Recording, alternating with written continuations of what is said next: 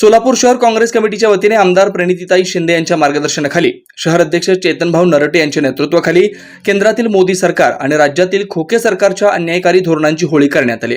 यावेळी बोलताना काँग्रेसचे शहर अध्यक्ष चेतनभाऊ नरटे म्हणाले, केंद्रातील मोदी आणि राज्यातील खोके सरकारच्या अन्यायकारी धोरणांची, वाढती महागाई, बेरोजगारांची झोप उडवून निद्रिस्त झालेल्या तसेच भ्रष्टाचार, Electral bond, bogus smart city, शेतकऱ्यांना देशोधडीला लावणाऱ्या ईडी सारख्या संविधानिक संस्थांचा गैरवापर करून विरोधी पक्षांच्या नेत्यांना त्रास देणाऱ्या, सर्वसामान्यांची स्वप्ने उद्ध्वस्त करणाऱ्या मोदी आणि खोके सरकारची होळी करण्यात आली।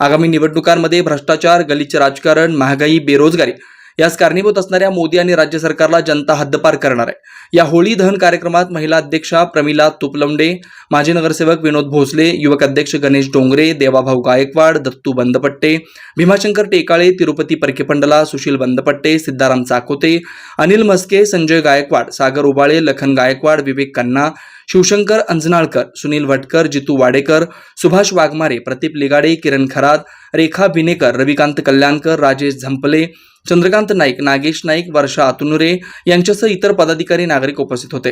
गेल्या 10 वर्षामध्ये मोदी सरकारने अनेक लोकांना आश्वासन दिले। शेतकऱ्याची हमी भाव असेल, पेट्रोल महागा असेल, डिझेल महागा असेल, युवकांना नोकऱ्या देणं, बेरोजगार असेल, अशा सर्व आम्ही ह्या ठिकाणी मोदी सरकारने जी घोषणा दिली त्याची ह्या ठिकाणी होळी केलेलं आहे। होळी त्योहार करताना ज्याप्रमाणे रावणाचं धन दिलं जातं त्याचप्रमाणे ह्या ठिकाणी होळीमार्फत ज्या मोदी सरकारने लोकाला हमी दिली त्या हमी न केल्यामुळे त्याची ह्या ठिकाणी होळी केलेली आहे। त्यामुळे होळीच्या संदेशातून त्यांची ह्या ठिकाणी आज होळी झालेली आहे।